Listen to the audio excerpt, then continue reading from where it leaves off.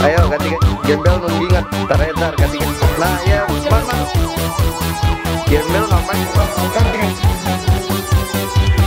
Sini biar kayak dulu.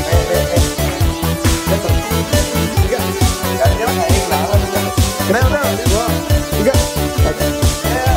2, 1. Ya. 2, 3. Electra boy with laser gun. Electra boy, don't you know I didn't do nothing. Electra boy, I was. Etika dalam toilet. Ketika kamu di wastafel kamar mandi kampus, apa yang akan kamu lakukan? A. Menghalang-halangi orang lain. B. Mempersilahkannya untuk berbagi. C. Pura-pura pipis. Kalau kamu menghalang-halangi di kamar mandi, itu harusnya punya alasan tertentu. Jangan sampai orang nggak ada salah, lalu diangkat kaki seperti ini, lalu orang dihalang-halangi ke kiri, ke kanan, lalu dia mulai bingung mau ngapain saudara-saudara, dan itulah chaos. Nah, harusnya ketika cuci tangan, lalu ada seseorang datang, itu harusnya dipersilakan dong. Seperti ini nih. Lalu memberikan tempat, mas sini mas, cuci tangan mas. Nah, kan asik. Cuci tangan bareng, bersama-sama teman, lalu tangan bersih dan sehat. Jadi bisa jabat tangan dan tos dengan nikmat. Haha. Etika membuang sampah. Ketika menemukan sampah di jalan, apa yang harus kita lakukan? A. Menempatkannya di tas orang lain. B. Membuang sampah pada tempatnya. C. Pura-pura pipis. Ketika melihat ada botol, ada tong sampah, tapi tas temen lebih kebuka, itu lebih baik dimasukkan, lalu kita lari maraton, seolah-olah nggak tahu, lalu belaga bodoh.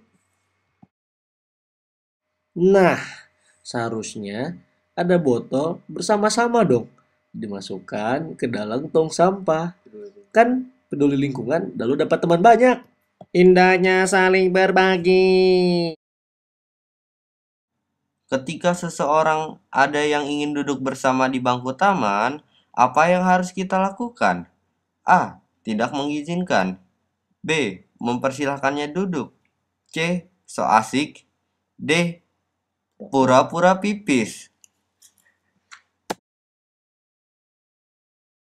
Nah, seperti kita ketahui, manusia itu kan makhluk sosial. Masa duduk bareng aja nggak mau? Lihat nih, ini contoh yang salah dan jangan ditiru. Tiduran mah di kasur atau bos, ini mah bukan di kasur namanya, kursi tempat umum. Tuh kan, jadi aja kabur orangnya. Kasian kan?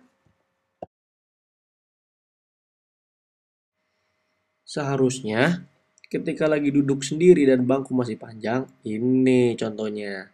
Duduk bareng, tatap muka, lalu bercengkrama, ngobrol, lalu kenalan deh. Lihat nih, tuh akrab kan? Bisa salam dan tos dengan nikmat. Hah, contoh ini jangan ditiru ya teman-teman. Ini mah terlalu over. Namanya so asik. Lihat nih. Yang kiri mau natap, lalu serong ke kanan. Yang kanan ilfil, bingung mau ngapain. Ini orang homo apa gimana lah. Mendingan kata orang sebelah, wah nggak beres nih. Mendingan kabur lah. Nah ini namanya so asik cuy. Etika mengantri. Bagaimanakah adab mengantri di ATM? A. Tidak mau mengantri. B. Mengantri dengan sopan. C. Pura-pura pipis. Terkadang perilaku ini mau tidak mau suka kita praktikkan kalau kita lagi kepepet kuliah. Sampai pengen buru-buru banget. Jadi yang pertama, baris paling depan. Sampai rela bikin orang rugi. Gak bagus tuh cuy. Seharusnya saat kita mengantri, walaupun kita ada di urutan kedua, ketiga, keempat maupun seterusnya, kita wajib melihat keadaan sekitar kita. Ya kalau kita terlambat, ya mau nggak mau lah kita harus ngalah. dan membiarkan yang pertama untuk masuk ke dalam bilik ATM. Itu kuncinya hidup di kehidupan nyata. Rezeki nomplok.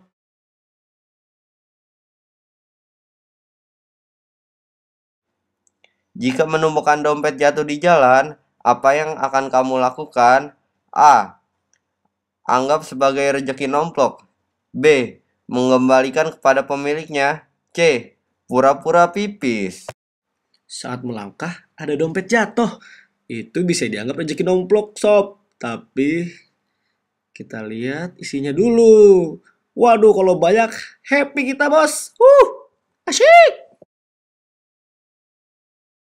Tapi contoh yang pertama itu nggak benar. Harusnya ketika tahu ada dompet jatuh, langsung panggil dong. Mas, mas, mas, jatuh nih. Sat, kibasannya sangat menarik, Bung. Itulah ciri manusia yang beretika. Balikin ya dompetnya. Berdua lebih baik.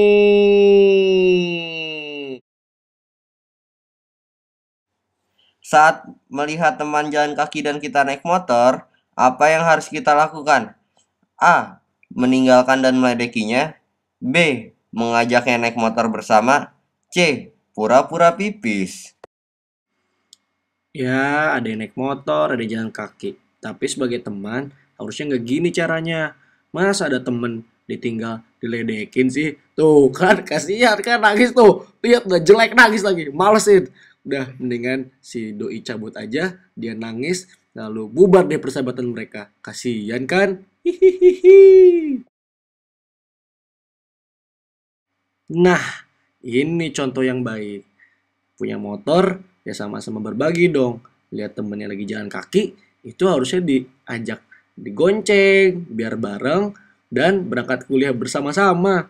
Pasti lebih akrab dan nikmat jadinya. Persahabatan bagi kepompong, yeay! Etika dalam ujian. Ketika sedang ujian semester, apa yang harus kita lakukan? A. Saling menyontek. B. Mengerjakan secara mandiri. C. Pura-pura pipis. Kalau kalian tahu SKS, sistem kebut semalam, nih korbannya, putih dan si hitam. Itu nggak tahu bodoh atau males, jadinya mereka saling bekerja sama. Dan itu seharusnya nggak boleh terjadi dong di lingkungan kampus kita. Lihat, ada kertas, sosok lihat, taruh di selangkangan lah. Yang satu berakting, dan lah pokoknya nggak bagus deh. Jangan ditiru ya, nilainya nggak pure murni deh.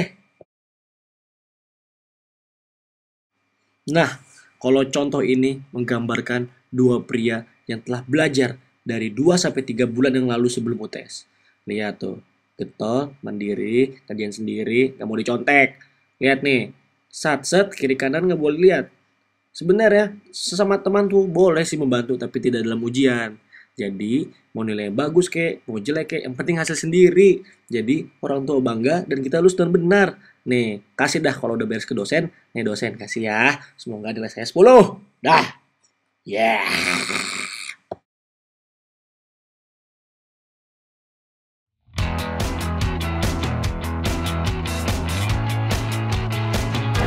Pendidikan moral itu tentang tanggung jawab, saling menghormati, dan tidak saling menyakiti.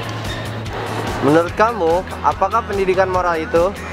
Pendidikan moral, buku pelajaran PPKN kelas 1 SD. Menurut kami, pendidikan moral adalah Pendidikan yang sangat penting. Jika ada moral, pasti ada sikap. Menurut saya adalah bagaimana mendidik supaya orang memiliki akhlak yang baik. Dengan akhlak yang baik, maka setiap orang akan tercipta rasa damai, rasa cinta di dalam hatinya. Menurut gua, pendidikan moral itu merupakan sesuatu yang sangat fundamental bagi diri manusia. Karena kalau kita moralnya sudah rusak, buat apa kita membangun infrastruktur eksternal seperti pembangunan atau mungkin kita berprestasi, itu tidak ada gunanya karena moral kita hancur. Lebih baik kita moral kita baik daripada moral kita tidak baik. Terima kasih. Moral menurut gue itu suatu sikap yang harus kita punya dari diri kita, baik positif maupun negatif. Kalau positif itu bisa bermanfaat untuk orang lain, tapi kalau negatif itu diusahakan jangan punya moral negatif karena itu bisa merusak. Pendidikan moral diajarin di sekolahan. Pendidikan moral itu pendidikan sopan santun dalam berbicara, bersikap, dan bertata krama kepada seluruh orang. Jadi setiap manusia itu harus mempunyai pendidikan moral yang baik agar saat berkomunikasi dengan orang lain itu baik dan tersampaikan. Pendidikan moral menurut gua itu ya pendidikan yang mengajarkan kita bagaimana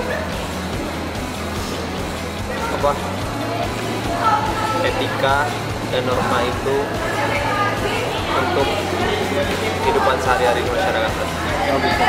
Pendidikan moral itu menurut gua pendidikan tentang sifat atau tingkah laku seseorang terhadap lingkungannya atau terhadap individu lainnya. Seperti itu. Etika moral ya. Kalau menurut gua sih lebih ke kelakuan yang baik, kelakuan yang berlandaskan Pancasila.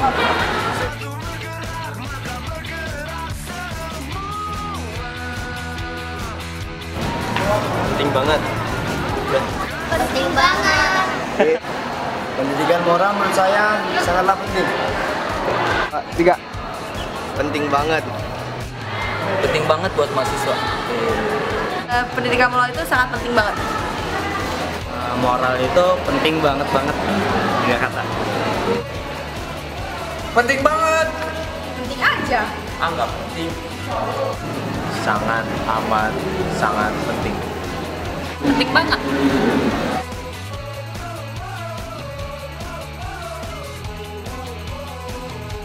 Menurut kamu, moral anak muda sekarang gimana sih?